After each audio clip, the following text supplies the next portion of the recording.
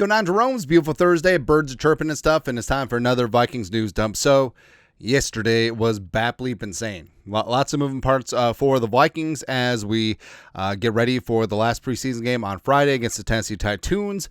Vikings had a hard practice, lots of trade rumors, some actual trades. So, here we go.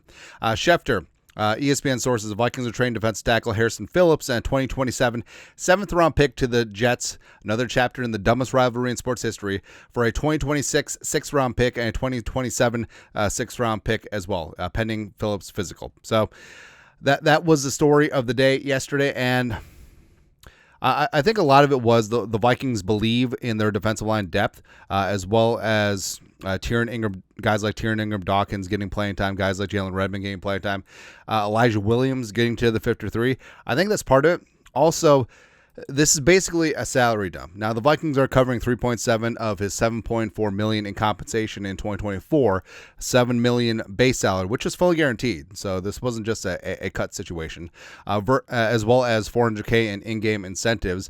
But they do save $4.2 million in cap space. They got about 32 million in cap space right now in the top 51, 7.5 million in 2026, pretty noteworthy. So this seems like the move before the move. You know, just like, why are you freeing up that cap space? Why? Quay bono, who benefits, right? And Harrison Phillips, Jets got a real one, man. And also, it's ironic that he kind of looks like former Jets GM Joe Douglas. It's kind of funny. But Harrison Phillips, great against the run, great teammate, great leader, team captain, great in the community. Walter Payton Man of the Year nominee, the spiritual leader of the team. Like, he was fantastic. Like, this has nothing to do with him as a person. This is just, the business is the business, and sometimes it kind of stinks, right? But like I said, it doesn't seem like this transaction is complete, if that makes sense. I feel like the Vikings aren't cutting cap just to cut cap. They aren't moving Phillips just to have D linemen like TID, Redmond, blah, blah, blah, have more of an opportunity, although that is a byproduct of it. What else would they be looking for? I guess we're going to find out. Also, what you should be looking for is the purpleftw.com store. Purpleftw.net link is down below. 15% off everything in the store. Promo code preseason25. Get the hats, get the mugs, get the whatever, get everything. Oh, what up? So, the second part of the move. I feel like this could be it. And initially, I thought that the Vikings would either take care of things in-house, but then guys got injured or were bad. And then, okay, maybe a Band-Aid trade, maybe, swapping out and getting KJ Osborne or waiting until the commies cut him and then bring him back into the fold. But now, with the Phillips move, a little extra cap space to play with, to the moon. I mean, let's go big. Let's go big with this. Pelissero reported this yesterday morning. With Jordan Addison suspended and multiple injuries, the Vikings are seriously exploring veteran receivers in the trade market per sources. All-Pro Justin Jefferson hamstring is on track for Week 1. His early season running mate may not be on the rooster. So, God, it feels like that was reported like eons ago. But basically, Naylor, I feel like they're being very sketchy about Naylor's hand, and obviously they don't need to report injuries at this point. But I kind of like what Score North was onto. Like maybe Naylor already had surgery, since they don't have to report it, and since Kevin O'Connell got kind of weirded out when Kevin Seifert, ESPN, who's not Carl Gershman, asked him about it in the press conference. Who knows? Ty Felton has had some nice moments, hasn't done enough to be a wide receiver 2 yet. Addison, 3-game suspension. Deshaun Jones, maybe. Lucky Jackson literally dropped the ball. So, I don't know. I don't know at this stage. But if they are truly exploring the trade market, they already had plenty of cap. They have a ton of draft picks next year with the projected comp picks as well. And 2026 cap will take care of itself. Like they clear things up with extensions, restructures, cuts, etc. But I don't know. I understand that like a month ago we made the case that Scary Terry giving him stupid money is stupid, especially since he's 30 and he's looking for Justin Jefferson type money. Fully understand it. Fully get it. Fully understand. But just imagine. Jets, Addison, Scary Terry, 3 deep. Let's go, baby. Let's go, right? And here's what you do. So you trade for Scary Terry, and with in mind that you're going to trade either McLaurin or Addison next offseason. So basically any draft capital that you move for McLaurin is just a placeholder, and you'll recoup it when you trade one of those guys next offseason. And you have a patchwork Band-Aid deal, and just make him appeased for a year, right? And maybe it's a restructure to a 1-year deal, and you can tag and trade him next offseason or whatever, right? But with Scary Terry, so you go full on 3 deep. Like, you have the money, you have the cap space this year to make it work. You have Jefferson, Addison, Terry McLaurin on top of Hawkinson and Oliver and Aaron Jones and Jordan Mason. Yikes. And then next offseason, you decide what the town's not big enough for the both of us, right? And because money-wise, it's going to start getting tight. Addison is eligible for an extension next offseason. Scary Terry obviously looking for that massive deal. And I think at that point, Addison would have much more trade value than McLaurin, but we'll cross that bridge when we get there. Either way, the trade capital that you give up for Terry, you'll be able to get back on the back end next offseason by trading one of these two. All right, that's basically what it comes down to. So, I don't know. I feel like at a certain point to the moon, let's get Terry. Let's get fellow Ohio State alum, Chris Olave. Maybe he won't get concussed. Don't know. Or following the breadcrumbs. So after the Phillips trade, the Vikings freed up $4.2 million this year. It always comes back to Thielen, right? And yeah, Thielen, does have like a $6.6 million base salary. Either way, the cost of acquisition would be about $6.69 million against the cap. Nice. So I don't know. I mean, the Panthers are tight against the cap. They could use some relief. It's not going to cost a lot. I don't know if Thielen is a shoo-in for the Panthers 53-man rooster under new GM Dan Morgan.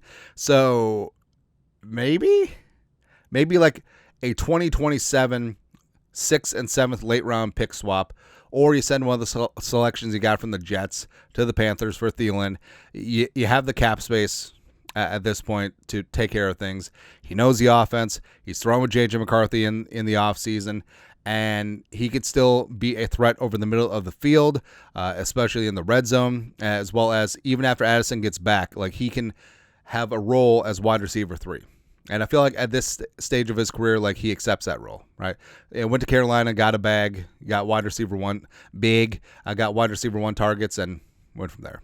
Also, Kay Adams in the house at TCO, which I don't know. I feel like she should have showed up when the fans were there. Everyone loves Kay Adams, man, right? And also, it's like trying to think of an analogy. So Kay Adams used to be host of Good Morning Football, fantastic. Fellow Minnesotan Jamie Erdahl is host at Good Morning Football now. Also fantastic. Also really good at sounding the Gallahorn because I think she started off like a 9-game winning streak. Awesome. So it's like 1-1. And I don't want to use Packers quarterbacks as an analogy. It went from good to good. Go from there. Or great to great. There you go. But Kay Adams is just like Adam Thielen in Minnesota. Statement. Right? Obviously not a report, but it's kind of funny because Kay Adams specifically brought up, hey, what about Detroit Lakes Yellow Gloves guy Adam Thielen? And hey, how about you bring him back? And then Kevin O'Connell smiled. I love it. Also, it's funny too, the body language of Kevin O'Connell and the Kay Adams interview versus Voldemort, she who shall not be named. Yeah. And I understand, like, Voldemort spent the offseason saying, like, oh, Aaron Rodgers. Oh, Rodgers is coming. Oh, J.J. McCarthy ain't nothing. Rodgers coming. Right? And then Kay Adams like, J.J. McCarthy's going to win the Vikings Super Bowl. I understand.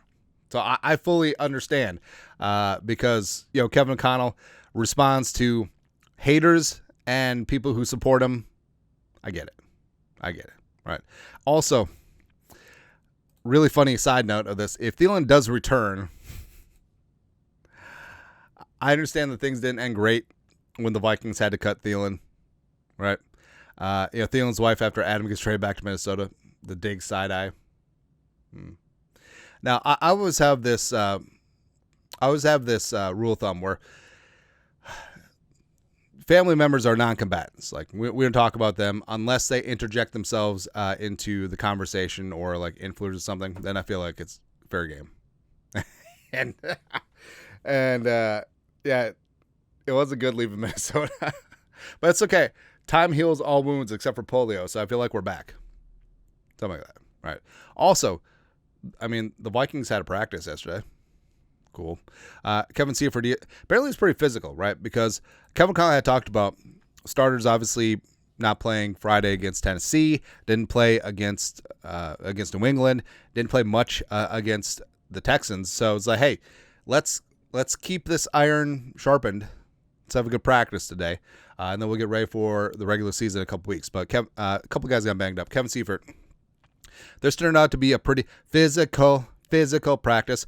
Wide receiver Jordan Addison and Ty Felton left with what looked like hand-arm injuries, which, by the way, if a wide receiver is going to get an injury, I mean, the hand is the worst, right? Because you literally attempt to catch with the hands. They remained on the sidelines but didn't resume practicing. Cornerback Jeff Okudah went inside mid-practice with his right shoe off. Who throws a shoe? Then Seifert updated, via source, both Addison and Felton are fine. No issues going forward from today's practice. So for the love of everything that's holy, please stop injuring wide receivers. That's all, man. Lastly, there's still like practice stuff. Yeah. But J.J. McCarthy fed the local media jackals. Not quite hat model. I feel like Kevin O'Connell, Flores, could teach him a couple things. Coach Hat. Will Raggett, Sports Illustrated. J.J. McCarthy on his confidence level as the regular season approaches, extremely high, highest it's ever been. He just makes you feel good, right? He's like one of those motivational memes that you see all the time.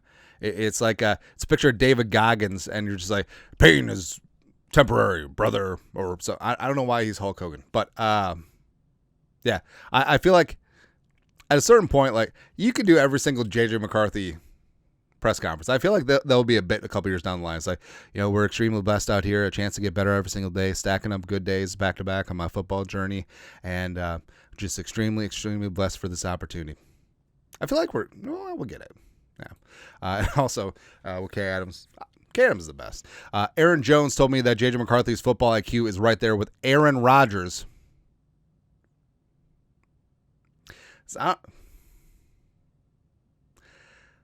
So we said when Aaron Jones came across the river, because remember, the Packers straight up cut him, right? Termination of contracto, right? So Aaron Jones from the West Texas town of El Paso, I fell in love with a Mexican girl, and Aaron Jones came over, joined the Vikings, and we talked about the situation was like Aaron Jones is like that significant other who's only with you to make their ex jealous, and you're fine with it because, I mean, you're getting all the benefits, but he's still hung up on his ex. I feel like Aaron Jones brings up Rodgers and the Packers like a lot, like borderline too much. Anyway, as I've gotten older, I always think about intent. Did Aaron Jones attempt to troll Vikings fans with this Aaron Rodgers reference? Does he always bring up the Packers just to make us feel bad? Probably not. Probably means it's complimentary. So it is what it is. Think intentions. That's all. Hell, maybe I'm going to get this J.J. McCarthy like stoicism thing down. Who knows, man. Anyways, that's it. It's a wild Wednesday. I think there's going to be some wild stuff the next couple of days. Like, I feel like the other shoe is going to drop, and it's either going to be huge, like Scary Terry, Olave, or it's going to be, Thielen. I'll take Thielen, though. Hell, why not? Anyways, that's it. That's at Vikings News Dump for this beautiful, glorious Thursday. You guys are the best. You know what to do. Skull, production value.